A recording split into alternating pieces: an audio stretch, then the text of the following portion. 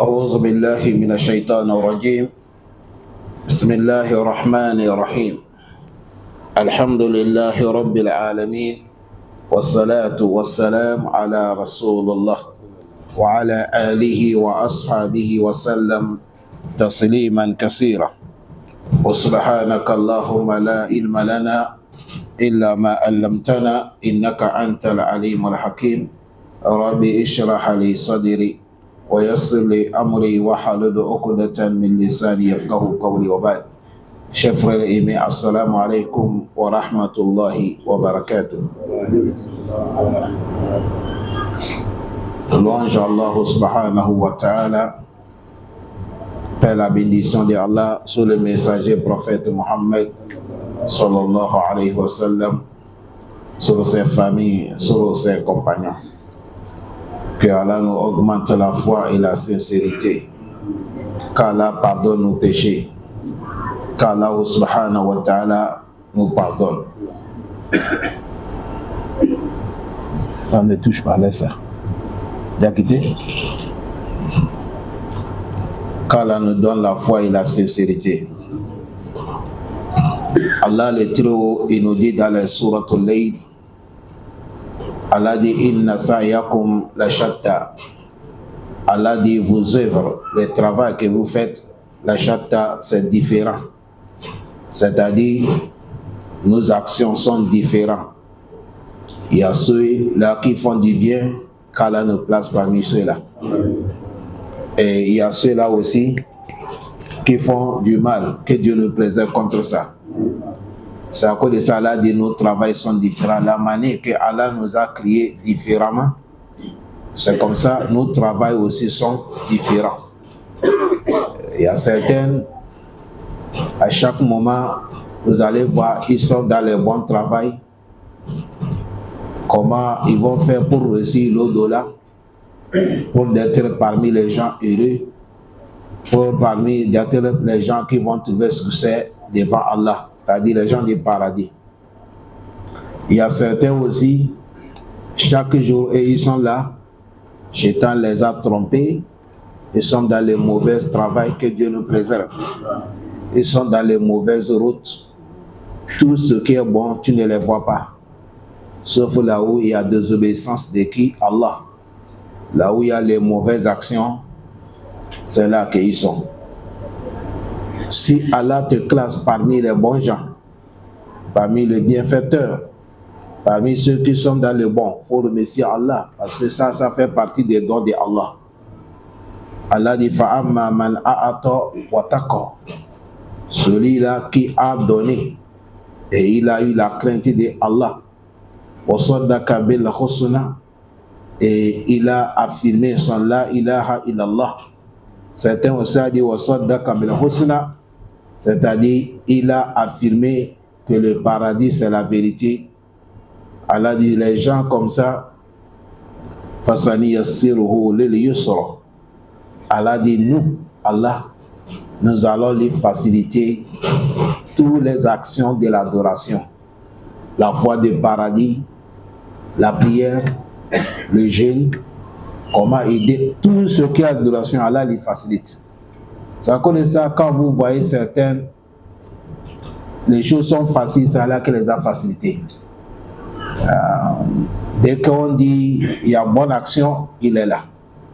Dès qu'on dit on veut parler de Allah, il est là. Dès qu'on dit ici c'est pour recommander le bien, il est là. Dès qu'on dit allons prier, il est là. Dès qu'on va dire jeûner, il est là. Ça c'est un don de Allah subhanahu wa ta'ala. C'est à cause de ça, vous allez voir un jour le prophète Mohammed sallallahu alayhi wa sallam, il est là assis et il y a les compagnons qui sont venus se plaigner chez le prophète Mohammed. Ils ont dit ya Rasulallah, zahaba ahal ad-dusur bil ujur. Ils ont dit les gens que Dieu les a donné moyens, c'est-à-dire les riches, ils ont ramassé toutes les récompenses. Nous les pauvres, on n'a rien. Le prophète a dit par comment? Il a dit yusalluna kama nusall wa yasumuna kama nasum Il a dit, les riches là, nous sommes dans la mosquée avec eux. Les grands types, nous sommes dans la mosquée avec eux. Quand l'heure de prière arrive, ils viennent prier avec nous. Quand il y a les jeunes, ils gênent avec nous. Mais si on demande fils sabilillah pour construire la maison d'Allah, si on demande fils sabilillah pour aider un malade, si on demande fils sabilillah pour soutenir quelqu'un qui est dans les difficultés, nous qui sommes les pauvres, nous qui sommes les pauvres, on ne trouve pas donné. C'est les riches seulement qui dépendent. Tu as vu ce moment, on a prié avec eux, on a gêné avec eux, mais ils nous ont dépassé dans le bien. Nous, on n'a pas l'argent pour dépenser. Voilà pourquoi le prophète, il faut nous donner quelque chose. Nous aussi, quand on fait ça, même si on demande l'aide, les riches donnent l'argent, nous, on n'a pas donné. Il faut nous donner quelque chose qui va nous donner, nous aussi, on gagne même récompense comme eux. Le prophète a dit, je vous donne. À partir de maintenant, après la prière, faisait Subhanallah 33. Walhamdulillah 33, Allahu Akbar 34, ça fait 100. Vous avez même récompense comme les riches qui font du bien avec leur argent que vous ne faites pas. Ils ont dit Alhamdulillah. Ils sont partis, ils sont en train de faire cette zikr pour gagner récompense comme les bienfaisants. Les riches l'ont compris que, mais vous faites quoi? On les a dit, c'est le prophète qui les a donné zikr. Quand ils font ça, ils vont vous rattraper dans les récompenses. Les riches ont dit, le prophète les a enseigné quoi? Ils ont dit, le prophète a dit, non, qu'a dit Subhanallah 33, après la prière, Walhamdulillah 33, Allahu Akbar 34, ça fait 100. Les riches, quand ils finissent la prière, les riches aussi se mettent à côté, Subhanallah 33, Walhamdulillah 33, Allahu Akbar 34. Quand on demande fils sabilillah, ils enlèvent. Le pauvre a dit, ils ne sont pas d'accord. Ils sont partis chez le prophète Mohammed. Ils ont dit, Ya Rasulallah, nos frères là, ils ont compris le secret que tu nous as donné. Ils ont pris ça et aussi ils font. Jusqu'à maintenant, ils nous dépassent. Le prophète a dit, Zalika fadlullah yutihi ma yasha. C'est là où on va arriver. Le prophète a dit ça, c'est un don de qui? Allah. Ici, c'est pour te dire, quand tu viens, tu vois quelqu'un, quand on dit tel bien, il est dedans. Telle bonne action, il est dedans. Ici, on va aller, il est dedans. Ça, c'est Zalika fadlullah. Ça, c'est Dieu, Allah, c'est Allah qui facilite. Et si tu es parmi ces gens, il faut dire Alhamdulillah. Voilà pourquoi Allah dit Inna sa'yakum ashatta. Vos actions sont différentes. Nos actions sont différentes. On n'est pas nés le même jour. Nos comportements ne peuvent pas être égaux. Allah subhanahu wa ta'ala, il a crié certains, celui qui a parlé dans le Coran. Ils sont les gens des paradis. Allah classe nous parmi ceux-là. Et il a crié certains dans sa connaissance. Ils sont les gens de l'enfer. Que Allah nous préserve. Allah dit fariqun fil jannati wa fariqun fis sa'ir. C'est un groupe, ils sont les habitants du paradis. Depuis que Dieu les a créés, Allah les a déjà dit que c'est les gens du paradis. Wa fariqun, c'est un groupe aussi, ils sont les gens de l'enfer. C'est à cause de ça, quand tu vois que tu es là, Allah t'a facilité l'adoration. Allah t'a facilité bienfaisance. Allah t'a facilité compréhension qui est bien. Masha'Allah. Il faut savoir que Dieu t'a mis dans les positions qui est bien. Les savants, ils nous disent, Allah subhanahu wa ta'ala, il a fait que, il nous a éprouvés avec deux cas. Il nous a éprouvés avec les bienfaisances. Il nous a éprouvés aussi avec quoi? De mauvaises actions. Mais celui que Dieu t'a donné la chance, toi tu es parmi ceux qui font du bien. Sabah wal masa, le matin comme le soir, il faut dire Alhamdulillah, il faut remercier Allah. Parce que toi tu es dans le bien. Mais si tu es l'autre côté là-bas, ça ce n'est pas bon. ceux qui font du mal. Imam Ibn Taymiyyah, il a dit Allah fait les gens, nous sommes deux. Il y a certains, ils sont misbahul lil khayr, miftahul lil khayr. Ils sont la clé du bien. Ils sont la clé du bonheur. Quand on cherche le bonheur, dès qu'ils arrivent, c'est eux qui ouvrent la porte. Et ils sont quoi? La clé du fermer quoi? Malheur. Mouglaq li shar. Quand il y a le malheur, ils arrivent et ils bloquent la porte du malheur. Et Imam Ibn Taymiyyah dit, il y a certains, et ils sont la clé du malheur. Que Dieu nous préserve. Miftahul shar. Ils sont la clé du malheur. Quand vous êtes dans le bien, quand il arrive, le malheur commence. Et il cherche le bonheur. Quand vous êtes dans le bonheur, il arrive, il gaspille ça avec la bouche. Et Imam Ibn Taymiyyah, il a continué, il a dit, celui que Dieu t'a fait, tu es la clé du bonheur. Et tu es la clé qui fait le malheur. Il faut dire Alhamdulillah. Et celui que Dieu t'a fait, tu es la clé du malheur. Et tu es la clé de fermer le bonheur. Ça là, il faut demander à Allah d'échanger. Voilà pourquoi Allah dit Inna sa'yakum ashatta. Chers frères, toute personne qui va dormir, musulman, il va se lever. C'est à 8h qu'il va faire la prière de Souboui. 13h aussi, l'heure qu'il veut, il vient prier. 16h, le temps qu'il veut, il vient prier. Maghrib aussi, pareil. Isha aussi, pareil. A plus fort raison, sa prière, même il ne connaît pas. Quand on fait ruku, on dit quoi? Il ne sait pas. Quand on fait sujoud, on dit quoi? Il ne sait pas. Beaucoup de gens, ils sont là, même pour lui, à terre, il ne connaît pas. Mais il ne demande pas, il n'apprend pas. Tu as vu, lui, c'est une autre qualité des musulmans. Parce que nous, on n'est pas là pour inscrire quelqu'un qui n'est pas musulman. Là, parce que ce n'est pas nous qui donnons l'islam, c'est Allah qui a donné. Il est le seul qui peut t'inscrire que tu n'es pas musulman. Ça, c'est un cas des musulmans. Voilà l'autre cas musulman. Dès qu'il attend as-salatu khayru minan nawm, il se lève. Manger le cure-dent, faire l'ablution, habiller, accompagner même avec parfum, aller dans la mosquée, faire la prière de Souboui. Il finit la prière de Souboui ici, le jour que ne part pas le travail vite, et il reste dans la mosquée en train de grouiller Allah jusqu'à 7h, il vient à la maison. Dès que la prière de 13h est arrivée, midi 30, midi 13h15, 10, il est dans la mosquée. Il va trouver 4 rakas avant de faire Zuhur. Après Zuhur, il fait 2, il sort. Asr arrive, il est là. Maghrib arrive, il est là. Isha arrive, il est là. Il prie avec les fidèles. Tu as vu lui, qu'on vient de parler dernièrement, avec le premier, Inna sa'yakum shatta. Ils ne sont pas pareils.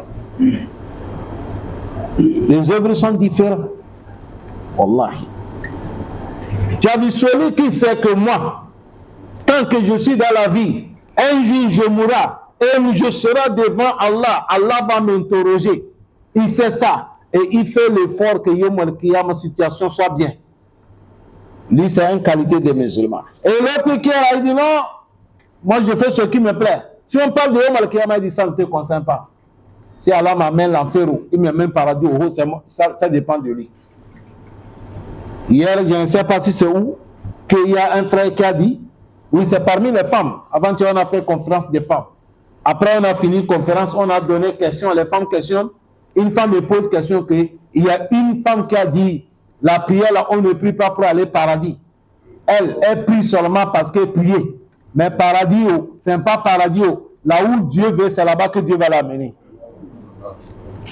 Tu as vu elle, avec celui qui prie que moi je prie parce que je suis musulman. C'est la prière que montre que musulman, tu es musulman. C'est musulman aussi qui rentre au paradis.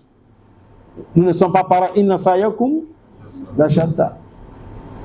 Même les prêches qu'on fait là, quand tu écoutes les prêches, tu vas voir que même les prêches, nous prêches là ne sont pas pareils. Ceux qui orientent les gens envers Allah, ceux qui orientent les gens envers le prophète, ils sont là. Ceux qui orientent les gens envers le diable, envers d'adorer des humains, ils sont là. Inna sa'yakum ashatta. Le prophète Mohammed, c'est à cause de ça, il a dit Innama ahfa alaykum abdu'atu shar. Il a dit les choses que j'ai peur, c'est le mauvais connaisseur. Yad'ouna an-nas ila abwab al-jannah. Ils vont appeler les gens envers la porte de l'enfer. Et là, c'est les prêches qu'il fait. Mais vous écoutez, chers prêches, vous tous, Yom al-Qiyamah, vous allez vous trouver à la porte de Jahannam. Mais il y a les gens qui disent comme ça. Rentrez dans les réseaux sociaux. Aujourd'hui, tout le monde est devenu oustaz. Si tu as l'argent de payer ton caméra, tu as ton wifi, Tu déposes l'écran, tu fais les prêches, ça rentre partout. Aujourd'hui, vous allez voir, avant, tout ce qui est shirk, tout ce qui est fétiche, les gens faisaient ça en cachette. Même si un féticheur là, tu ne peux pas connaître que c'est un féticheur. Lui-même ne peut pas connaître qu'il est féticheur. Mais maintenant, c'est vis-à-vis. Rentrez dans les réseaux sociaux, vous allez voir, ils font leur campagne. Ils écrivent le numéro. Contacte-moi, je suis dans tel pays. Si tu m'as contacté, moi, mon travail, c'est cool. C'est cool. Il dit, dès que ça finit, tu as vu ce moment, il est devenu petit Allah. Parce que c'est Allah seulement qui a cool. Ah, il y a cool. Mais il y a les gens, ils disent ça.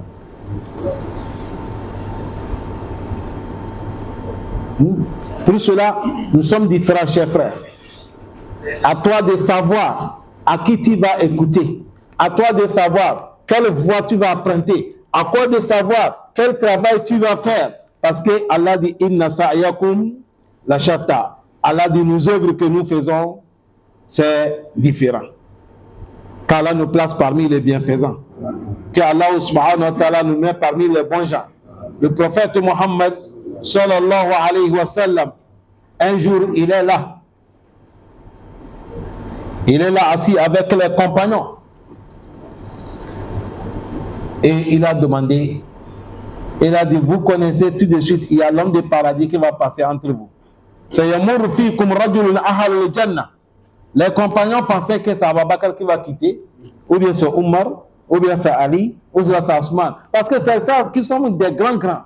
Mais ils ont vu ce un monsieur que personne ne lui considère pas. Celui qui s'est levé dans la mosquée, il est parti. Le prophète a dit, vous avez vu cet homme, c'est l'homme des paradis.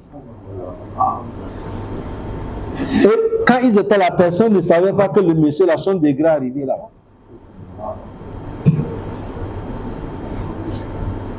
Wallahi. Le prophète a parlé ça une fois, le même monsieur, deux fois, le même monsieur, trois fois, le même monsieur.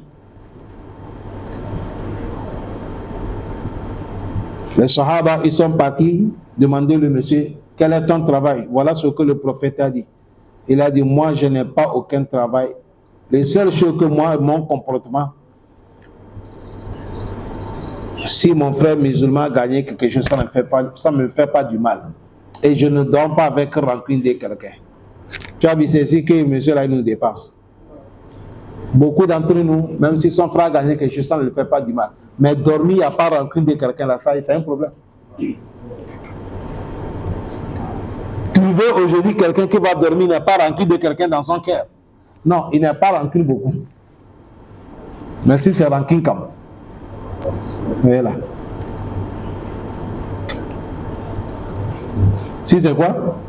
Rancune, c'est elle là. Nous, on a traité l'affaire quelqu'un avec sa femme. Ils ont fait 10 ans, ils ne parlent pas.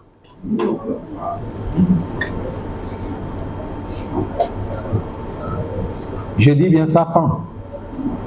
Je dis bien sa femme, mariée légalement. Ils ont 3 enfants. 2 ans, ils ne se parlent pas. Mais la femme prépare, il mange.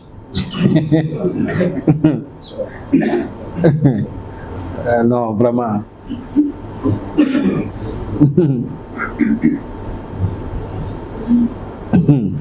2 ans. C'est le jour qu'on les a réconciliés, ils ont commencé à parler devant nous. Quand il a ouvert sa bouche, il a dit sa femme pardon. Assalamu alaikum. Sa femme a commencé à pleurer. Sa femme a dit cette voix-là, ça fait 2 ans qu'elle n'a jamais compris ça. Nos travails sont différents, c'est vrai. C'est à cause de ça nous sommes assis là. Quand tu es là, il ne faut pas penser que nous sommes pareils. On n'est pas pareils.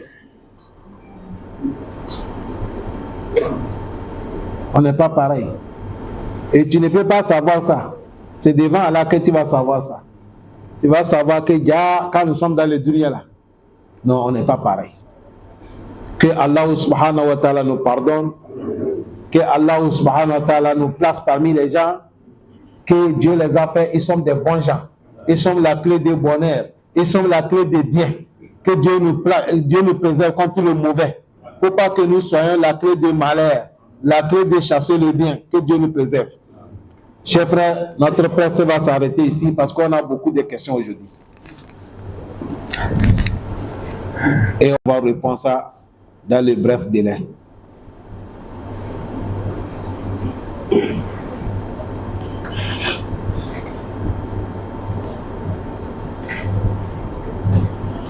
Il a dit, salam alaikum, quel est le sort d'un musulman qui boit à l'école jusqu'à il est mort, il n'est pas abandonné à l'école. Mais il prie. Ça que tu as parlé à l'école, premièrement, il faut que nous connaissions de boire à l'école, c'est halal ou bien c'est haram. Amenez maintenant ce que Diakité a fait là, comme ça avec réponse. Diakité, tu vas nous changer ça après. Hein? L'école dans l'islam c'est haram. Le musulman ne doit pas boire à l'école, soit un homme ou une femme. Et Hadith a parlé de l'école beaucoup. Ils sont parmi les actions quand quelqu'un fait, le moment en faisant ça, même on dit tu n'as pas la foi, tu n'as pas l'imam. Si quelqu'un il est mort avec l'école, c'est l'homme de l'enfer. Il va rentrer l'enfer. Binas le Coran, binas le Hadith. Je n'ai pas dit il va rester dans l'enfer. Écoutez bien. J'ai dit il va rentrer l'enfer, mais je n'ai pas dit il va rester dans l'enfer. Parce qu'il ne peut pas rester dans l'enfer parce que c'est un musulman. Est-ce que vous comprenez? Dans l'islam, on ne peut pas condamner quelqu'un qui boit l'alcool que c'est un kafir. Les choses qui va faire qu'on va dire que quelqu'un n'est pas musulman, c'est quand quelqu'un ne prie pas. Ou bien c'est pas ça. Ou soit il fétiche. C'est sorti clair. Il adore les idoles. Tu as vu ce moment, ce n'est pas musulman. Mais comme il prie, mais il boit l'alcool, ashurubul hamuru kaba'ir, ça fait partie des grands péchés. Il est mort avec ça, Allah va le punir. La manière que ça dépend de Allah. Mais après, Dieu veut, il va lui pardonner, mais il va rentrer l'enfer. Jusqu'à le prophète a montré ce qu'on va lui donner boire dans l'enfer. À cause de l'école qu'il boit. Que Dieu le préserve.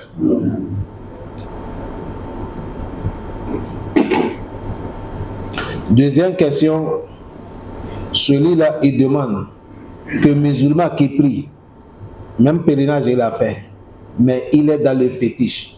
Tout ce qui est gris-gris, tout ce qui est bague, tout ce qui est les charlatans, travail des sorciers, il est dedans. Jusqu'à il est mort, quel est son sort? Lui, son sort est tefak, il n'est pas musulman.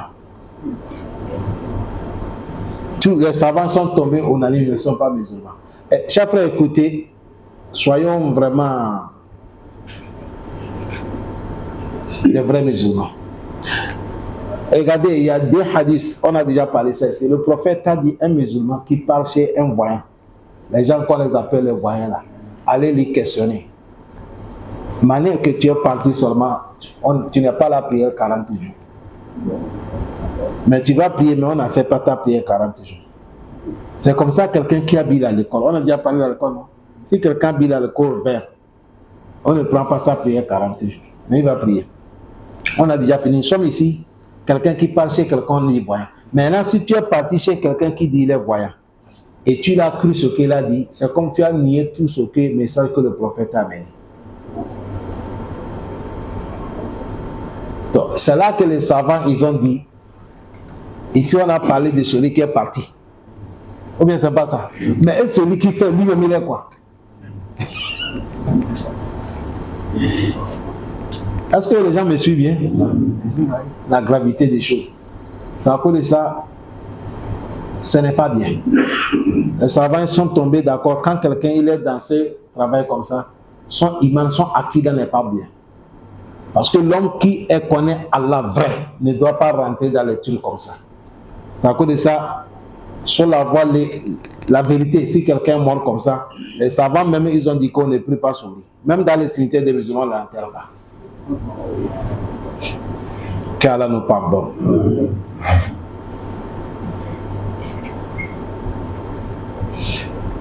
Et si quelqu'un demande quel est le sort de quelqu'un qui a divorcé sa femme 3 fois et il vit toujours avec elle, Quelqu'un qui a divorcé une femme 3 fois et il vit avec elle, c'est zina qu'ils font. Parce qu'Allah dit at-talaqu marratani fa imsaku bi ma'rufin aw tasrihun bi ihsan. Va moi avec toi, le mariage est coupé. Après revenir, il y a un corps qui a coupé. Va moi avec mariage est coupé. Et tu as réconcilié les bénis, il y a deuxième coupé. Maintenant, quand tu dis va, elle ne revient pas encore. Maintenant, si tu la fais revenir, mariage est coupé, vous êtes dans les zina. Vous êtes dans les fornications. Il faut que les gens connaissent ça, c'est très très important. Ça cause ça dans le foyer, ce n'est pas bon. Si la femme peut dire que moi avec toi, notre mariage est fini, ça ne compte pas. Mais si c'est l'homme qui a parlé, ça compte. C'est pour l'homme qui compte, pas pour la femme. Ça cause ça, un homme, dès que tu ouvres ta bouche, tu dis ta femme, moi avec toi, mariage est fini, il ne faut pas penser que c'est l'amusement. Le prophète a dit, il y a des choses qu'on ne s'amuse pas avec ça. De dire, je t'ai divorcé, sache Allah, il n'y a pas d'amusement. De dire encore que la femme, je te donne ma femme. C'est-à-dire, tu as déjà accepté, elle est devenue ta femme. Ça, là, on ne joue pas avec. Ça, comme ça, les savants, ils sont tombés au nez. Toute personne qui a divorcé sa femme 3 fois, la femme ne doit pas revenir à toi. Avant qu'elle va venir chez toi, il faut qu'elle va marier un homme. Si elle a marié un homme l'a divorcé. Après, tu vas aller la draguer encore. Et vous allez célébrer le nouvel mariage.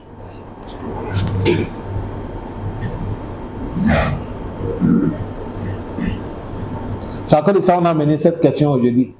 Parce que la question qu'elle a posée, je vois qu'il faut que nous touchions coup de ça. Il y a très très important, il y a des faïdas dedans. Allah facilite nous. Troisième, quatrième, lui il a dit Oustaz, nous on a des associations, moi du moins des associations, et nous cotisons l'argent. Chaque fin du mois quand nous s'assoyons, nous cotisons. Mais dans notre association, quand on cotise, ça peut avoir quelqu'un, il est commerçant, il vient, il nous dit, on n'est qu'à lui prêter 500 000, on sorte 1 million. Comme ça, chaque fin du mois, il nous amène 100 000 bénéfices. Après, il va nous rendre notre 1 million. Ça, c'est riba. C'est interdit par la loi islam. Vous pouvez lui prendre l'argent. Peut-être que vous avez l'argent comme ça. Vous ne savez pas comment on travaille avec l'argent. Dans votre association, s'il y a des commerçants, vous pouvez prendre l'argent pour leur donner. Ils n'ont qu'à faire le commerce. S'ils gagnent une récompense, vous partagez. Mais pour leur donner, chaque fin du mois, ils vous amènent bénéfice de quoi? 100 000. Et votre argent est intact. L'islam n'est pas accepté ça. Le prophète a dit tout crédit que tu vas donner quelqu'un et ça va t'amener bénéfice à haram. Parce qu'à l'islam, on prête quelqu'un pour lui sauver, ce n'est pas pour lui punir. On prête quelqu'un pour lui aider, pas pour lui fatiguer. Ça cause de ça, on dit dans l'islam, si quelqu'un il est accablé, il vient chez toi, mon frère Abdel Nasser, prête-moi 50 000. D'ici un mois, je vais t'amener. Et tu as pris 50 000, tu l'as prêté. Vous avez dit un mois, non? Un mois, c'est 30 jours ou 29 jours. Chaque jour que Allah, chaque jour, jusqu'à 30 jours que va payer, chaque jour, Allah te donne récompense. Toi qui l'as prêté là, Allah te donne récompense. C'est comme ça que tu as fait son accord de 50 000 jusqu'à la fin du mois. Vous n'avez rien compris. Non, vous n'avez pas compris. Je vais vous parler ça encore. C'est-à-dire, ton frère, il est accablé. Il vient chez toi, il dit, prête-moi, mettez-vous votre téléphone là dans le silence. C'est comment?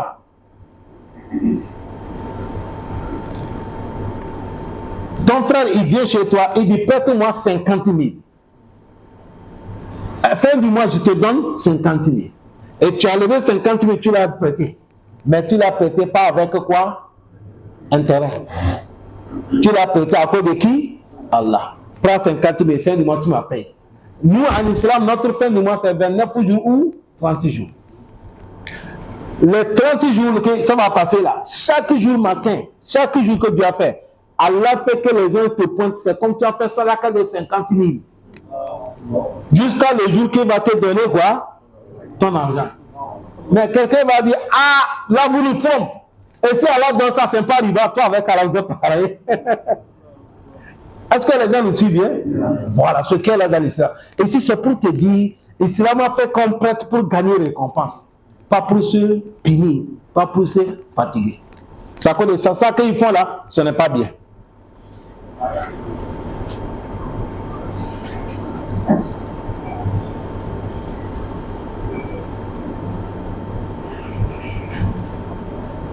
Je dis là, c'est une femme.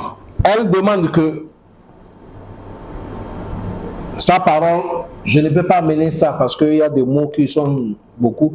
Moi, j'ai amené ça simple. Sinon, la manière que c'est venu dans le WhatsApp, si je veux vous parler, ça c'est lourd. Il y a des choses que nous on comprend, modifie ça avant que ça sorte chez les gens. Elle a dit que mon mari est malade, Ostaz.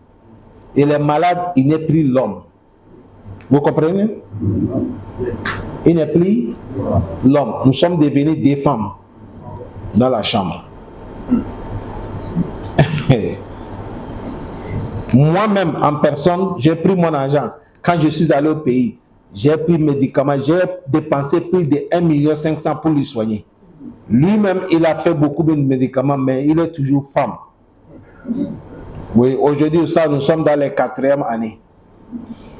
Et je leur dis qu'il n'est qu'à me divorcer. Parce que si je continue à les à côté de lui, je risque de tomber dans les péchés.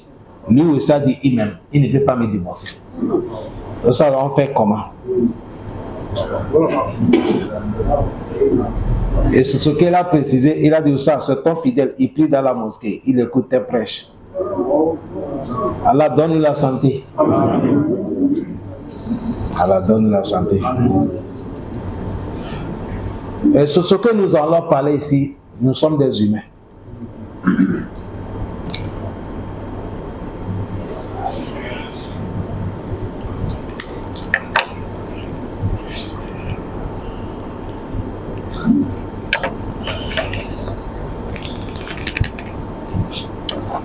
Allah peut nous éprouver comme il veut. Il faut que nous connaissions ça. Tant que nous sortons dans les dunya, l'homme ne veut pas rester comme tu es jusqu'à le jour que tu vas mourir. C'est comme ça, Allah va nous éprouver. Là, il y a le mu'min. Le prophète a dit, un croyant, tu es toujours dans les épreuves d'Allah jusqu'à le jour que tu vas rencontrer Allah.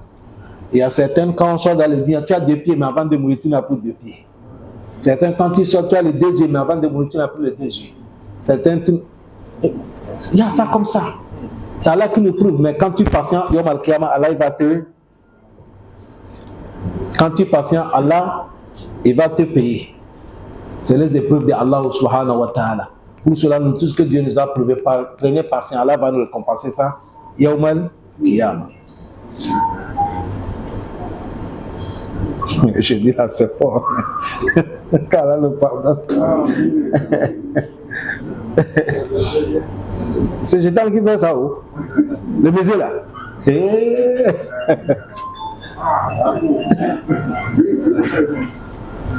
C'est quelqu'un là nous facilite. C'est à cause de ça, et si on s'adresse à ce monsieur respectueux, ça fait partie des épreuves de Allah. Mais en islam, quand quelqu'un arrive comme ça, c'est 2 ans qu'on te donne pour te soigner. Ça ne dépasse pas 2 ans. 2 ans, si tu as eu la santé, ta femme est ta femme. Si tu n'as pas eu la santé, tu dois la divorcer. Toi, vous avez fait 4 ans. Tu as vu la femme, elle a dépensé même. Elle a fait ses efforts. Ici, ce que la femme a parlé, tu n'as pas compris. Elle a dit, si elle est chez toi, elle va désobéir qui? Allah. Vous comprenez la manière, non? Là, c'est son droit. Tu dois la libérer. C'est ce que vous avez gagné, les enfants, que Dieu bénit. Mais tu ne peux pas la garder. Sinon, tu as le péché. Si tu ne l'as